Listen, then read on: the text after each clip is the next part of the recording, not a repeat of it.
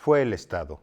Con este título, que ha sido una consigna de los movimientos sociales y de las organizaciones en lucha por la memoria, la verdad y la justicia, se presenta el informe final del Mecanismo para la Verdad y el Esclarecimiento Histórico, que forma parte de la Comisión para el Acceso a la Verdad, el Esclarecimiento Histórico y el Impulso a la Justicia de las Violaciones Graves a los Derechos Humanos cometidas de 1965 a 1990.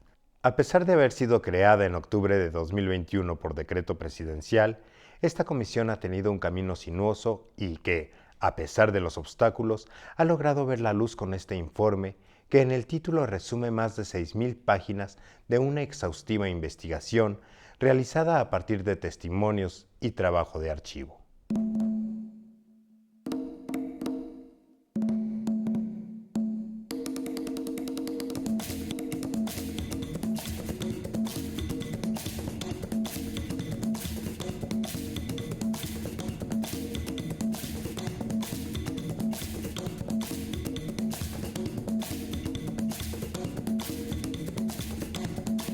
El informe que presentó la COBE lo realizó un equipo multidisciplinario de más de 50 investigadores e investigadoras, quienes trabajaron las violaciones a los derechos humanos entre 1965 y 1990, y lograron abrir el espectro de lo que se comprende como guerra sucia, integrando a más de 15 comunidades de víctimas como periodistas, movimientos urbanos, indígenas y movimientos de la diversidad sexual.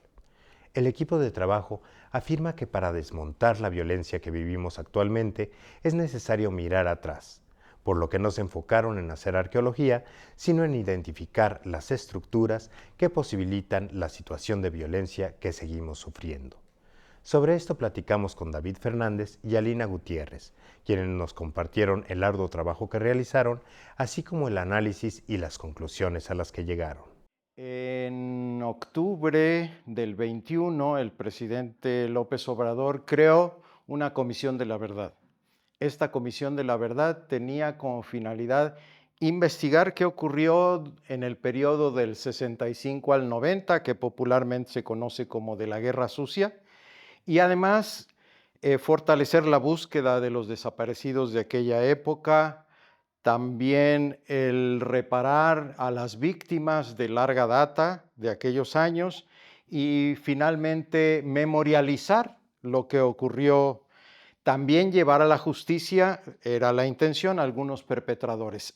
Uno de esos 5 mecanismos, como he dicho, es el mecanismo de acceso a la verdad y para el esclarecimiento histórico al que pertenecemos Alina y un servidor, y teníamos como encargo en el decreto presidencial de creación de esta comisión la investigación de lo que ocurrió en esos años en torno a las violaciones graves a los derechos humanos que se cometieron.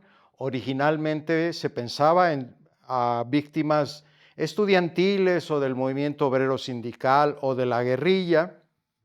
Después nuestra investigación va a caer en la cuenta que son muchos más las víctimas o los conjuntos de víctimas, pero teníamos que hacer esa investigación en torno de las preguntas: ¿qué pasó? ¿Por qué pasó? ¿Quiénes fueron los responsables? ¿Qué consecuencias tuvo? ¿Y cómo le hacemos para que no vuelva a ocurrir? Y entonces constituimos un equipo de 4 comisionados, 3 comisionados varones y una comisionada, que condujimos un equipo de alrededor de 50 personas investigadoras que realizamos este trabajo. Finalmente entregamos el informe después de casi 3 años de trabajo.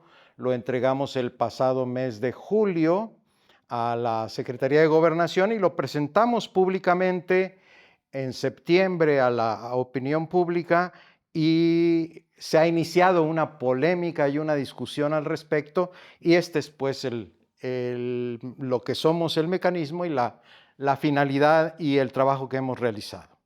Muchas gracias, Alina. Tú como coordinadora de investigación, no sé si nos puedas describir cómo se estructura el trabajo y cómo fue la metodología de investigación, cuáles fueron los problemas que fueron encontrando en el camino. Sí, originalmente se tuvo que decidir cómo se iba a trabajar, ¿no? Y cada persona comisionada tuvo a su cargo a determinado equipo de trabajo que iba a investigar las temáticas que cada una de las personas comisionadas iba a tener a su cargo. Se hizo, digamos, una repartición temática entre las personas comisionadas. Como ya decía David, en algún momento fue muy evidente que aquellas temáticas clásicas de la guerra sucia que implicaban únicamente estudiantes, guerrilleros, movimientos sindicales, quedaban insuficientes para toda la violencia que era evidente al investigar, ¿no? Entonces, bueno, se hizo esta repartición temática, cada comisionado tuvo a su equipo de investigación y se trabajó sobre esos rieles temáticos en cada uno de los equipos de trabajo. La metodología de investigación tomaba en cuenta, digamos, dos aspectos centrales. Por un lado, la investigación testimonial, porque, bueno, era muy importante retomar la voz de todas aquellas personas que habían sido víctimas o familiares de víctimas o testigos de esta violencia del Estado. Y entonces, pues como mecanismo, este equipo levantó más de 1000 testimonios, recorrimos el país de norte a sur para recoger estos testimonios, para escuchar a la gente. En algunos casos fueron testimonios, digamos, con nombre y apellido. Hubo casos de personas que no quisieron dar sus nombres, pero que dieron su testimonio. Y por otro lado, la investigación, además de estos testimonios, tenía que estar sustentada, confrontada, digamos, todo lo que ellos nos narraron, con una investigación documental que recuperara principalmente la documentación de ese Estado que ejerció aquella violencia que nosotros estábamos estudiando. Por supuesto que no es la primera vez que desde la academia o desde otros esfuerzos de esclarecimiento se retomaban estos temas. Sin embargo, sí hubo, digamos, aspectos importantes porque sí fue la primera vez que esta investigación amplió la mirada e incluyó en la investigación a grupos de víctimas que antes habían sido invisibilizados. Por ejemplo, cómo ese Estado que al mismo tiempo violentaba guerrilleros, también estaba acallando periodistas, asesinando personas de la diversidad sexual, asesinando campesinos que protestaban contra medidas modernizadoras. Es decir, la mirada se amplió y entonces la búsqueda, tanto testimonial como documental, fueron mucho más amplias, ¿no? Nosotros recuperamos documentación de casi 100 archivos, un poco más, que va a estar disponible en la documentación que nosotros ya hemos entregado al Archivo General de la Nación y que si en algún momento esta investigación prosigue, pues quien prosiga va a tener a su disposición todo ese material que nosotros logramos reunir, ¿no? Me preguntabas qué retos tuvimos. Bueno, en ese sentido, podría mencionar dos cuestiones importantes. Por un lado, nos topamos con que todavía hay mucho temor en ciertas víctimas para dar su testimonio. Hay personas que todavía al día de hoy se siguen sintiendo en peligro para dar su testimonio por la violencia de aquellos años, pero también por la violencia continuada, ¿no? Hay comunidades, por ejemplo en Morelos, en donde se asesinó al tío y luego al sobrino y luego a sus descendientes. Es decir, es una violencia que no ha parado y la gente sigue teniendo temor. Eso por un lado. Y por otro lado, también nos topamos con fuerte resistencia por parte de algunas instituciones del Estado, particularmente la Secretaría de la Defensa Nacional, el Centro Nacional de Inteligencia, para acceder a documentación que finalmente no pudimos ver, pero que habría sido fundamental para la investigación y que nos habría ayudado a tener un panorama mucho más certero sobre lo que sí logramos documentar. Nos comentan que hubo complicaciones en acceder a ciertos archivos, por ejemplo, los relacionados sobre todo con Fuerzas Armadas. ¿Cómo fue el apoyo del Estado institucional, ya que es un decreto que surge desde nivel presidencial? ¿Se mantuvo este apoyo? ¿Cómo se dio esta contradicción entre ser un decreto presidencial y al mismo tiempo tener ciertas limitaciones de acceso a algunas de las instituciones del Estado?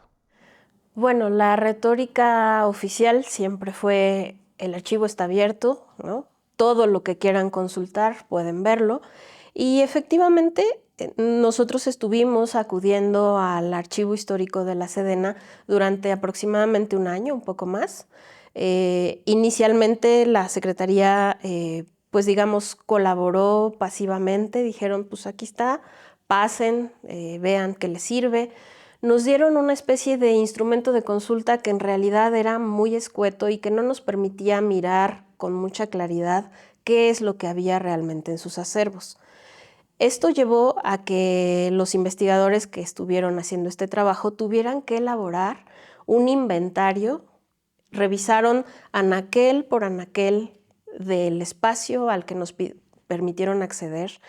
Hicieron una lista de todo lo que vieron que podría haber estado relacionado con violaciones a derechos humanos. Y esa documentación se solicitó formalmente a la Secretaría de la Defensa. Cuando comenzaron a ver, digamos, esta claridad y este orden en el trabajo de los compañeros y el tipo de documentación que se estaba solicitando, es cuando empezó la resistencia y empezaron a objetar con argumentos variados que no era posible mostrarnos ese material.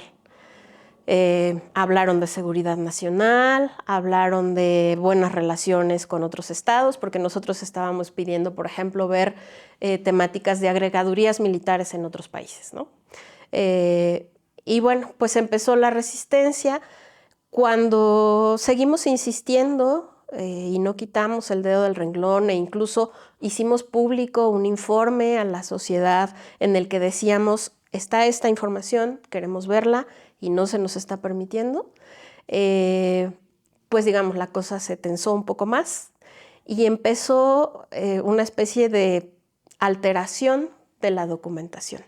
Para los compañeros fue muy evidente que carpetas que ellos habían visto con determinado contenido, después se las mostraban mutilada o alterada, ¿no? Con otras cosas que en realidad no habían estado ahí y que eran intrascendentes para la investigación. ¿Detectaron cuáles eran los temas principales que constituían estas lagunas, estos hoyos, esta censura de información?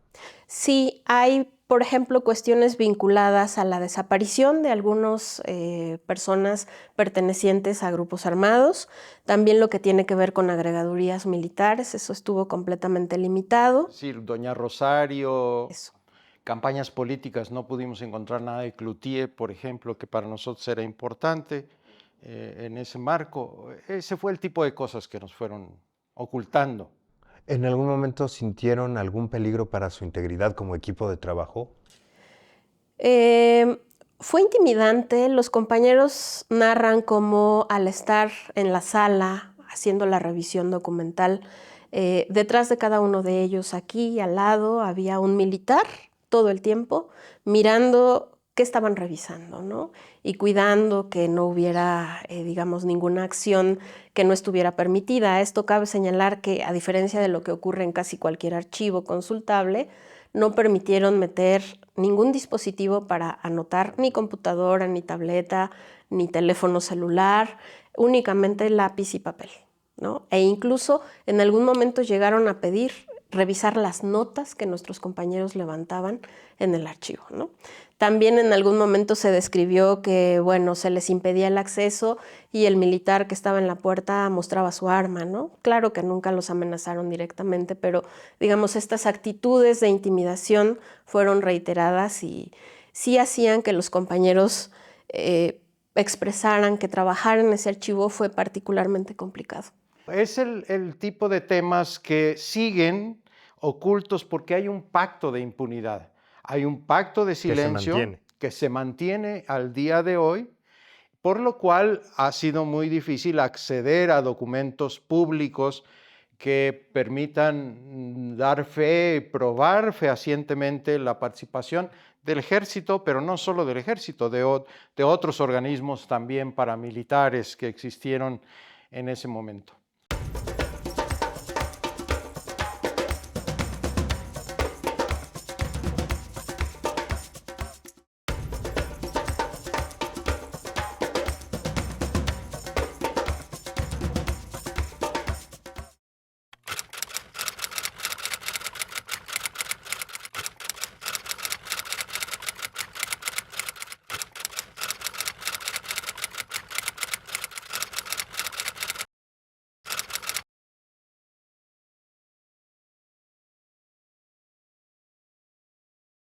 ¿Qué contiene este informe?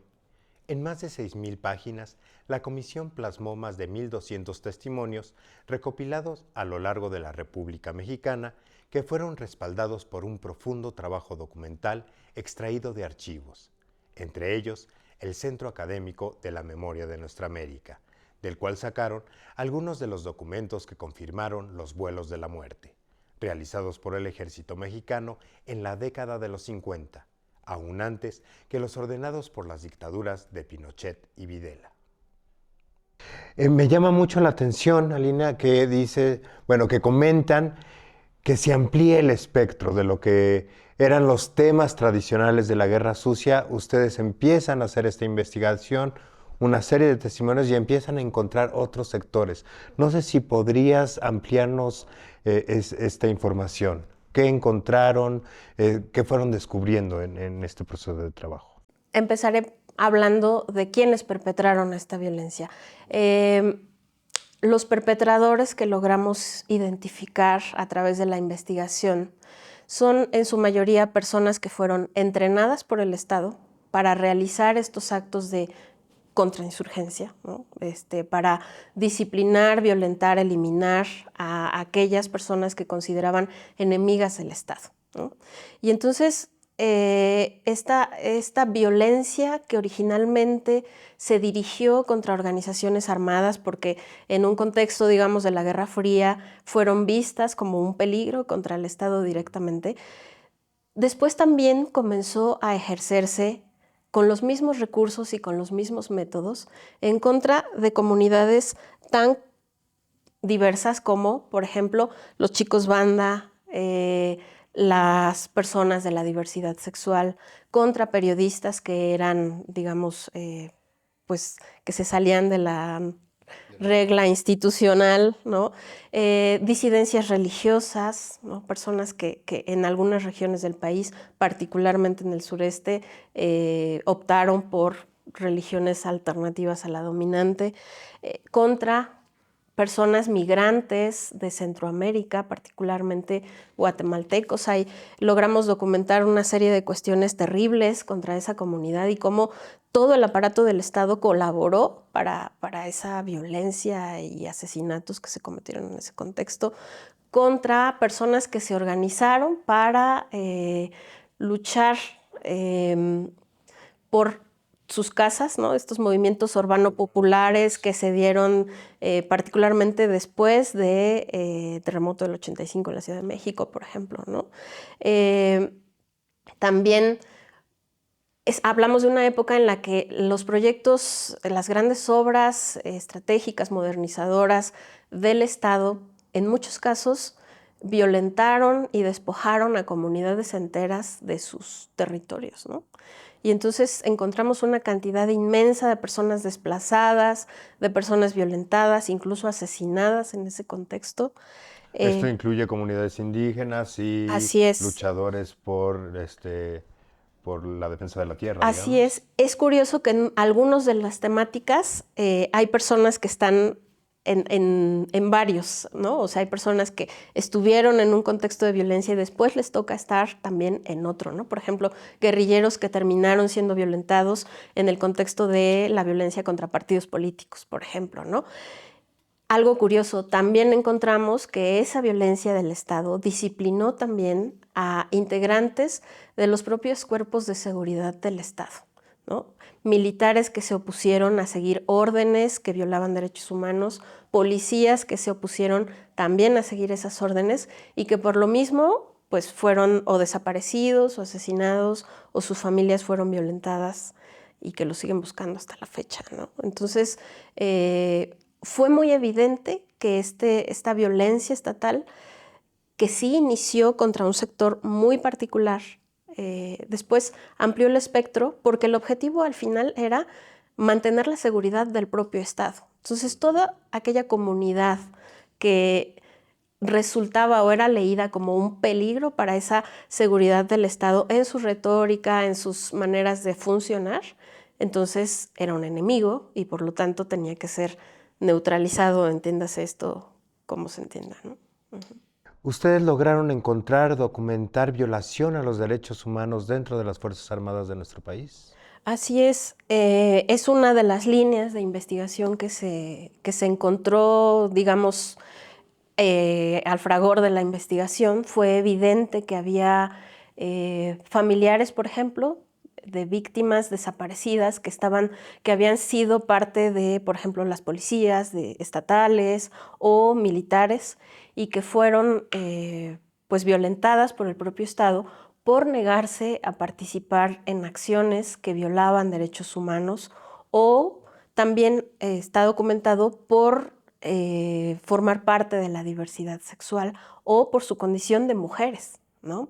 Al interior del ejército se logró documentar cómo había un trato violento contra algunas mujeres que formaban parte de las Fuerzas Armadas por parte de sus propios compañeros o de sus jefes, y también contra personas de la diversidad sexual, ¿no? Entonces, sí, es una arista que todavía tendría que seguir investigándose y que, vale la pena mencionar, causó molestia entre algunas de las personas sobrevivientes de los movimientos armados, ¿no?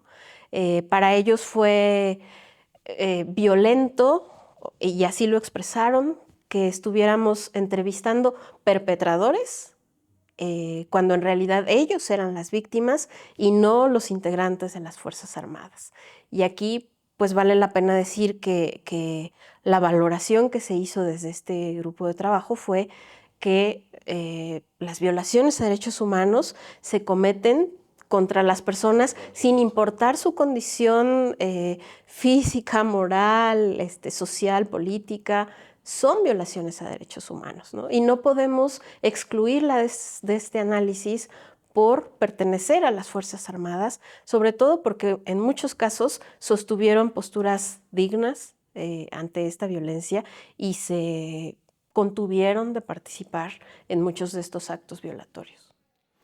En Culiacán existe un colectivo de madres que están buscando a sus hijos y eran guardaespaldas del rector o del gobernador, ahora no me acuerdo, pero fueron desaparecidos y tienen el mismo dolor y el mismo derecho de encontrar a sus hijos que cualquier madre buscadora en este país, aunque hayan sido guardaespaldas de lo que sea. Lo que define a una víctima es su vulnerabilidad frente al poder autoritario y del Estado. Estas violaciones a miembros de las Fuerzas Armadas por sus propios mandos, por ejemplo, tuvo una expresión muy alta en el 95, 96, por ahí, con el general Gallardo, por ejemplo. Ustedes en Camena tienen el archivo del general. Él quería un defensor de los derechos de los miembros de las Fuerzas Armadas y lo condenaron a varios lustros, 28 años de prisión por esto. Esa es una expresión de que dentro de las Fuerzas Armadas no son vigentes los derechos humanos donde debería de haber. Una de las iniciativas, por ejemplo, sugerencias que estamos planteando es que se quite el delito de insubordinación o de no acatamiento de las órdenes, no me acuerdo, en caso de que se nieguen a acatar órdenes que violen derechos humanos. Eso nos parece que es necesario porque de eso se agarran para obligar recibir órdenes. Y recibir órdenes y lo que sea. Entonces, que legalmente te puedas negar. ¿Ustedes encontraron también alguna instrucción que tuviera que ver con departamentos de inteligencia de Estados Unidos, por ejemplo, que fue algo que se repitió en varios países de América Latina? Por supuesto. Encontramos dos cosas al respecto que son muy importantes. La colaboración de otros ejércitos con el ejército mexicano. Por eso nos interesaban los agregados militares en las embajadas, porque parece que la colaboración o la literatura habla de la colaboración en el Cono Sur en torno de la Operación Cóndor. Así es. Pero había colaboración. Cuando el ejército mexicano tenía la Operación Telaraña en contra de Lucio Cabañas en el estado de Guerrero, teníamos un buque de la Armada de Estados Unidos fondeado en Acapulco y un buque del ejército brasileño, de los generales durante la dictadura, también fondeado ahí en Acapulco. Por eso nos interesaba tener la evidencia documental de esta colaboración. Bueno, esa es una cosa que hallamos, pero también hallamos o encontramos que quienes fueron formados en la Escuela de las Américas, de infausta memoria, fueron los artífices de la contrainsurgencia en el país. Y fueron, también hay que decirlo, quienes trasladaron el know-how, las habilidades, métodos contrainsurgentes, tortura, desaparición, vuelos de la muerte, etcétera, lo trasladaron al crimen organizado. Y esa es otra cosa de la que damos fe en nuestro informe. Todo el mundo conoce el caso de los Zetas. Los Zetas eran desertores del ejército de un grupo de élite que fue formada en la Escuela de las Américas y que después constituyó el cártel más violento y más sangriento del país. Esa es la expresión más alta de esto que estamos hablando. Pero durante la Operación Cóndor de México, que era una lucha contra el narcotráfico en el Triángulo Dorado, en el norte del país, y la Operación Canador, Cannabis, Adormidera, en ese momento empieza a darse una simbiosis y una ósmosis, una transmisión de métodos contrainsurgentes hacia el crimen organizado. Y por eso el crimen organizado ha adquirido tintes tan violentos, tan inhumanos, que ahora nos abruman y nos ahogan en la sangre de nuestro país. Nosotros pensamos, ese es probablemente el hallazgo mayor, que el huevo de la serpiente, el inicio de la violencia que hoy nos agobia, está probablemente en estos años y en la constitución de los aparatos de seguridad del Estado. Hay un cambio que vale la pena decir. De la doctrina de seguridad nacional a la que hacía alusión Alina, que fue el eje sobre el cual se articuló la contrainsurgencia, a mediados de los 80, fines de los 80, cambia y ya no es la doctrina de seguridad nacional, sino la lucha contra el narcotráfico, la que se utiliza para el control social y para el combate de las distintas disidencias, para el control social y el disciplinamiento. Entonces encontramos multitud de personas, de comunidades, pienso yo en la Tarahumara, en Durango, etcétera, que fueron igualmente violentadas sin tener nada que ver, pero con el pretexto de la lucha contra el narcotráfico. Entonces, y de ser el ejército el eje de la contrainsurgencia, se descentralizó y pasó a ser ya por parte de las policías judiciales en los estados quienes se encargaron de esto. Pero el ejército siguió de alguna manera participando. Me llama la atención esta transición a la que se refieren de una represión, sobre todo a movimientos sociales y organizaciones guerrilleras, y el periodo que abarca su informe de 1965 a 1990, que es justamente cuando se empieza a dar esta transición, digamos, de la represión que antes iba dirigida a organizaciones sociales y a grupos guerrilleros, hacia la conformación de la industria criminal, digamos. ¿Cómo evalúan ustedes esta transición y cuáles son actualmente, desde su perspectiva, aunque haya llegado hasta ahí su periodo de investigación, actualmente cómo se ha transformado esta violencia del Estado y sus objetivos? Bueno, yo creo que hay que entender el periodo en su contexto no solo nacional, sino internacional. Estamos hablando de un periodo en el que termina la conocida Guerra Fría, ¿no? Y los derechos humanos comienzan a tomar preponderancia en el discurso dominante, digamos, de Occidente, ¿no?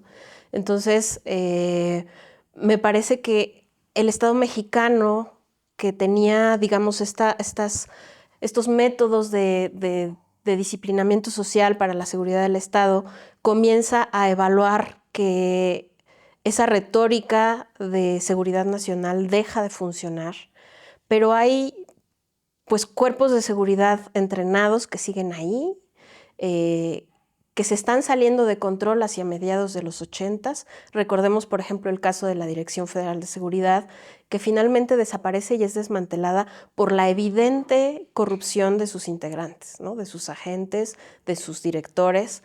Y entonces, bueno, sí hay ahí, digamos, una estrategia, me parece, por parte del Estado para dar cauce a toda esa gente, ¿no? Pero también pues es una manera de, creo yo, perder el control, ¿no? O sea, el Estado finalmente no logra controlar a esos cuerpos que había entrenado y que comienzan a transitar hacia el crimen organizado. Y como decía David, esa es la génesis, la explicación, me parece, inicial de la violencia que explotó pues más recientemente, ¿no? O sea, creo que esa manera de leer, de ejercer la violencia, pues se ha extendido a lo largo del tiempo y no podemos, eso lo dejamos claro en el informe, no podemos cortar de tajo en 1990 porque no se acabó ahí la violencia. De hecho, hay contextos en los que es evidente cómo a partir de ahí explota la violencia, ¿no? En algunas regiones y en algunos contextos, y no ha parado hasta el presente. Y sigue ahí. Y siguen siendo heridas que no, en algunos casos no se admite que están ahí y que hay que documentar y que hay que resolver, admitir y pues, no sé, reparar, ¿no?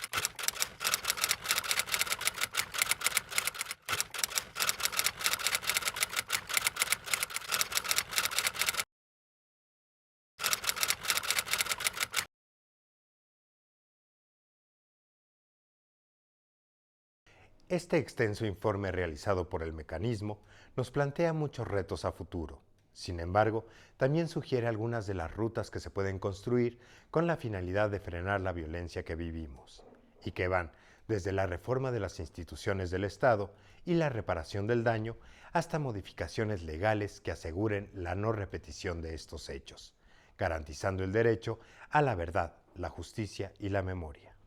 ¿Encontraron alguna relación entre la violación a los derechos humanos en nuestro país y los recursos estratégicos, ya sea petróleo, minería, hidrocarburos? Hay un contexto, una de las líneas temáticas a las que se refería Lina, que investiga las graves violaciones a los derechos humanos vinculadas a obras de desarrollo o de infraestructura. Entonces analizamos, por ejemplo, el desalojo y violaciones, tortura, prisión, etcétera, el Consejo General de Colonias Populares de Acapulco, cuando desalojaron todo el anfiteatro de la bahía para hacer obra turística. Entonces, ahí hay un recurso que es del país, que son las playas, el sol, lo que sea, y entonces había que correr a los pobres y los mandaron a la ciudad Renacimiento para darle belleza a la bahía y crear un polo de desarrollo turístico muy importante. Pero también las obras de irrigación, las presas que se hicieron en la del río Tijuana, por ejemplo, donde hubo muchos asesinados porque estaban los asentamientos populares donde querían hacer la presa porque querían hacer obras de infraestructura en favor de la industria y dejaron correr el río Tijuana en un crimen que no sea... Y entonces se ahogaron muchas personas, no sabemos cuántas, pero familias completas. Fue un asesinato del gobernador de Baja California en ese... Y así pudimos documentar, efectivamente, son... Como bien hemos querido insistir en esto, el que el Estado posrevolucionario de partido hegemónico o de partido casi único se constituyó en un Estado violento, autoritario, que impulsaba sus políticas con las finalidades que ya decía Alina, de garantizar la seguridad política del Estado, de disciplinar la sociedad, pero en el fondo lo que querían era garantizar el modelo económico al servicio del gran capital. El asunto es que bajo el pretexto de la lucha contra el narcotráfico se continuó la represión y la presencia autoritaria de este Estado de partido casi único que no se ha desmantelado.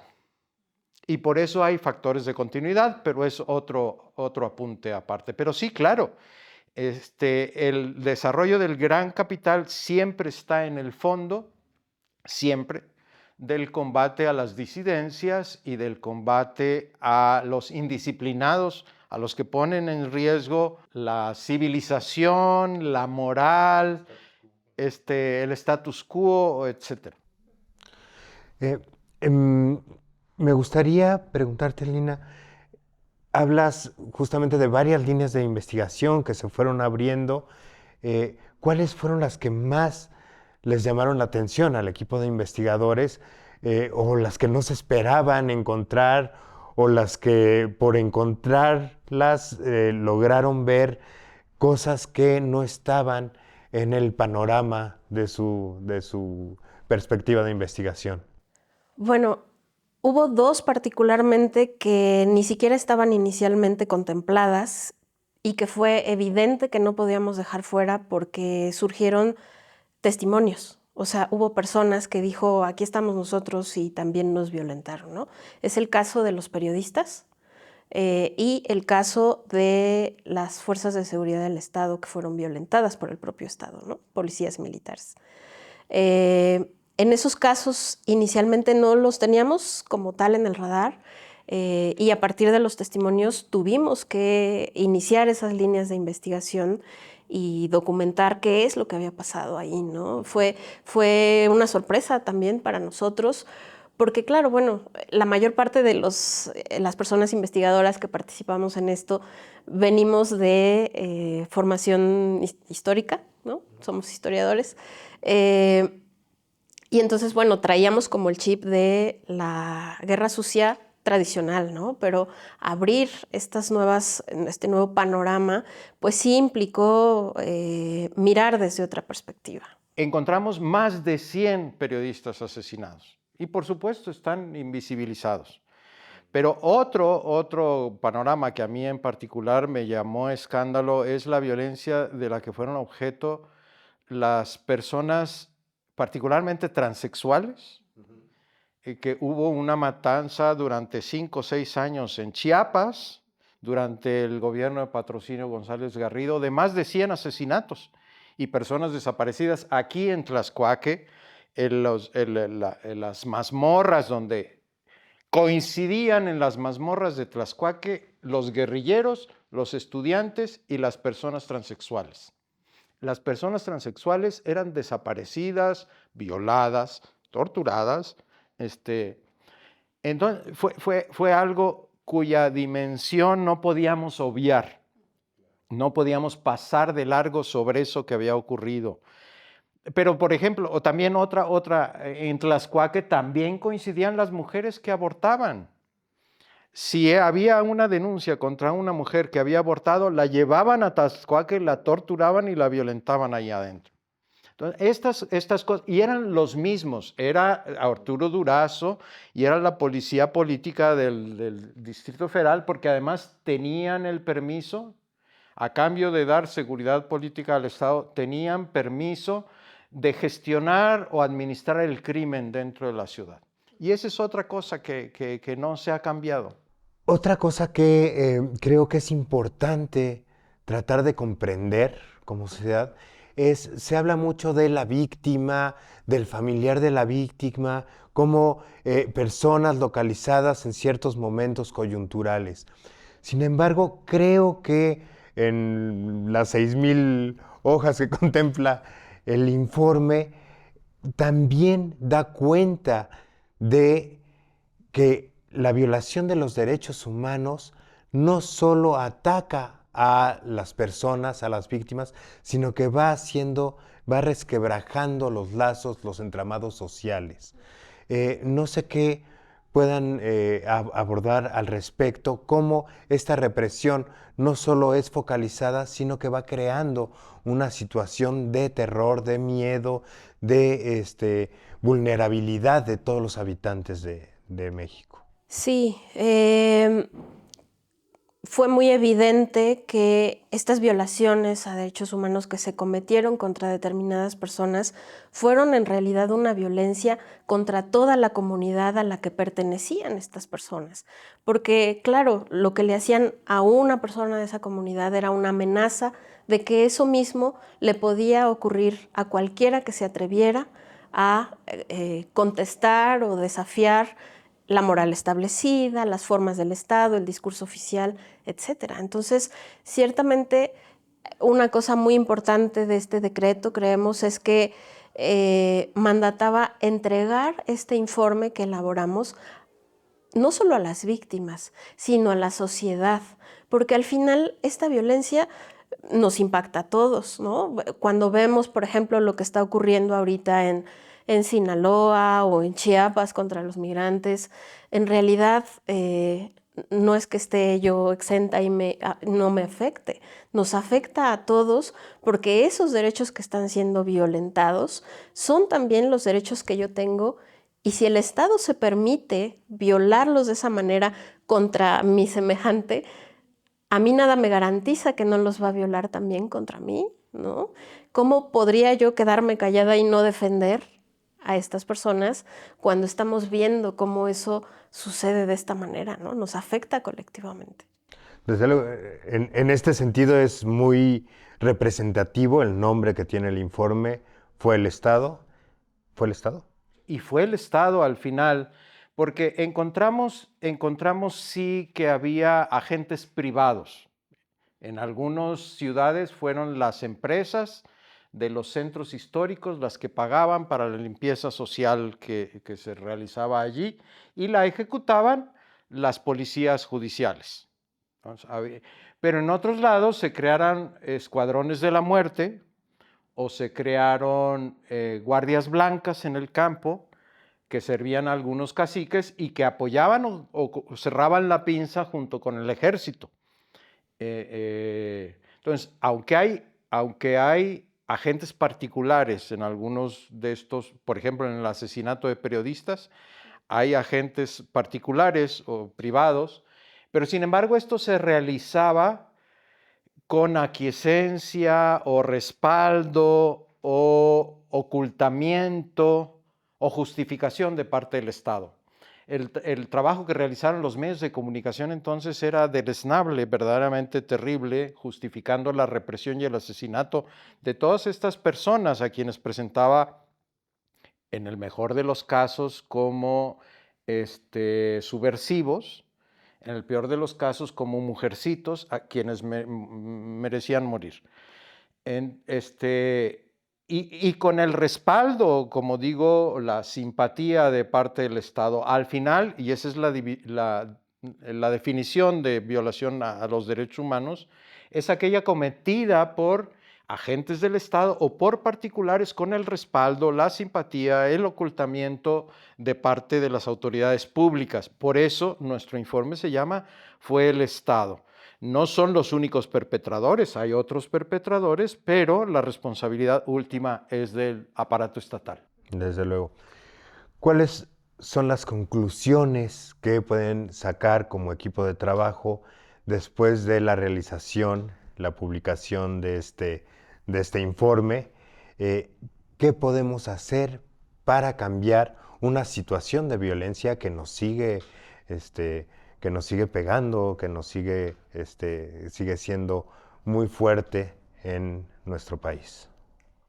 Bueno, yo hablaría de algunas cuestiones. Una primera es que me parece que caímos en cuenta de cómo este Estado que violentó era un Estado que de alguna manera estaba capturado por intereses pues particulares en algunos casos, que poco tenían que ver con el interés colectivo, ¿no? Es decir, como ya decía David, estos agentes particulares como empresarios, medios de comunicación, terratenientes, incluso gente del crimen organizado que tenía intereses en mantener ciertas condiciones, formaban en algunos casos vínculos personales o empresariales con agentes del Estado, ¿no?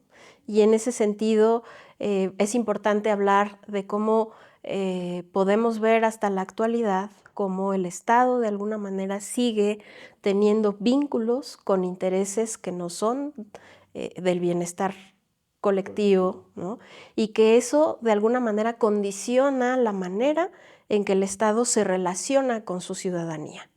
Esa me parece que es una cosa que no podemos perder de vista, porque en tanto no se limpie a las instituciones de esos elementos que protegen, incluso de manera legal, incluso gestionando ciertos tipos de leyes, ciertos tipos de normas, no va a haber manera de arrancar del Estado esta manera de ser que no busca el interés de todos, sino el interés de unos cuantos, ¿no?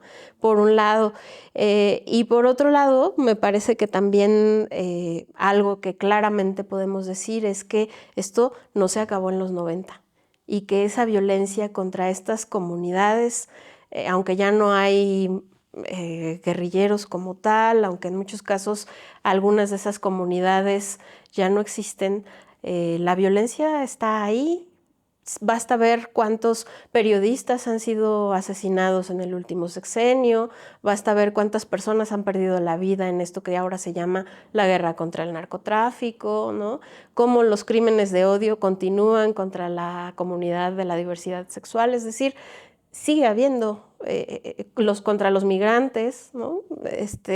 Entonces, creemos que instaurar esta comisión de la verdad fue importante, ¿no? Ese reconocimiento por parte del Estado, pero que no alcanza para remediar el asunto.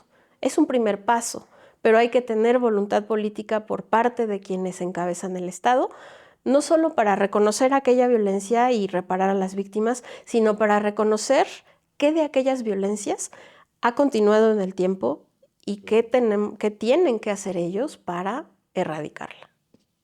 Pero habrá algunas cosas que logren contener, que logren dar otra perspectiva, otras formas de relacionarnos hasta con las mismas autoridades, los movimientos y la sociedad que conforma nuestro país. Por supuesto, pensamos que así es. Al final de nuestro informe emitimos una serie de recomendaciones a la administración entrante que nos parece que irían en la línea de la memoria, la justicia, la no repetición.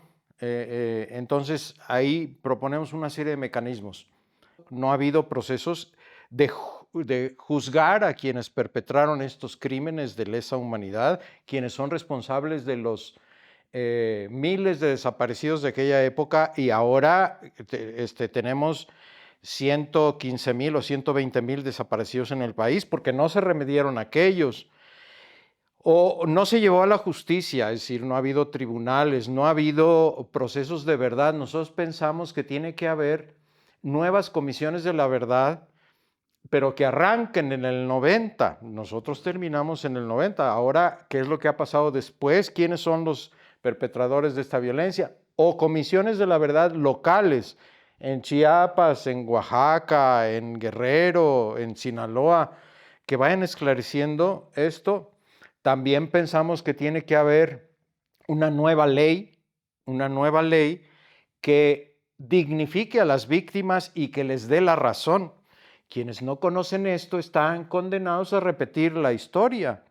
Entonces se necesita conocer, necesitamos quitar los nombres de asesinos que tenemos en las calles. Todavía hay un Huitzuco de los Figueroa en Guerrero. Los Figueroa fueron asesinos, eso se tiene que quitar. Y entonces, mientras siga habiendo un Huitzuco de Figueroa, seguirán pensando que fueron próceres de la patria.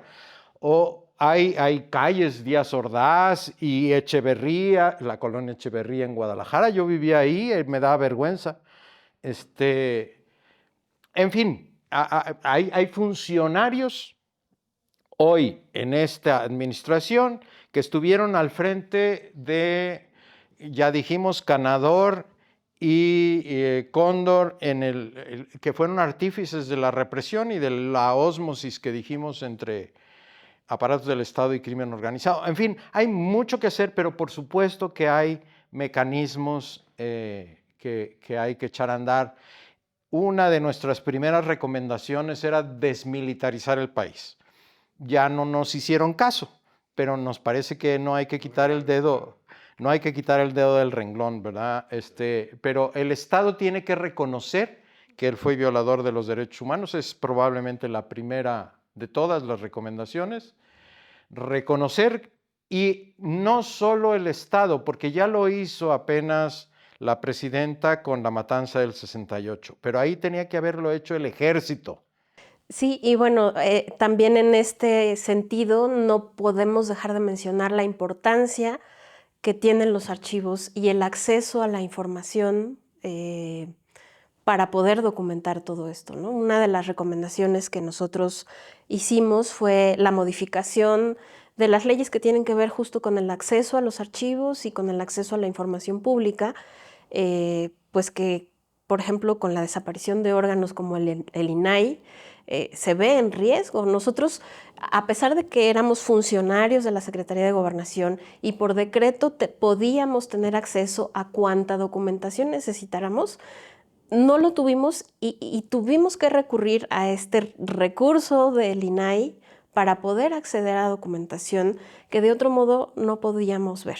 Se necesita un movimiento social importante, un pronunciamiento de las instituciones públicas y privadas, una movilización de las víctimas y de sus aliados para que estas cosas se vaya rompiendo ese pacto de impunidad y de silencio al que nos referíamos. No es cosa de buena voluntad, sino de ciudadanía consciente y movilizada en torno de estos derechos, de la verdad, de la justicia, de la memoria y de la no repetición. La verdad, la justicia y la memoria es responsabilidad de todas y de todos. Así es. Gracias. Pues muchísimas gracias. Este trabajo pone en el centro a las víctimas y deja claro que la población tiene derecho a saber y a recordar, pero sobre todo plantea la transformación del concepto de seguridad nacional del país y desplaza su pilar de las Fuerzas Armadas hacia los derechos humanos de la población, para que el Estado no sea el represor, sino el garante de nuestros derechos. A lo largo de la serie hemos visto los hilos del poder en América Latina y cómo nos impactan. Hemos visto la importancia de la verdad, la justicia, las narrativas y las resistencias que siguen sosteniendo una posibilidad de futuro. Y nos ha quedado claro que fue el Estado quien por su omisión, acción o aquiescencia permitió la comisión de las violaciones graves a los derechos humanos, que fue quien les negó la justicia a las víctimas y es a quien ahora demandamos la no repetición.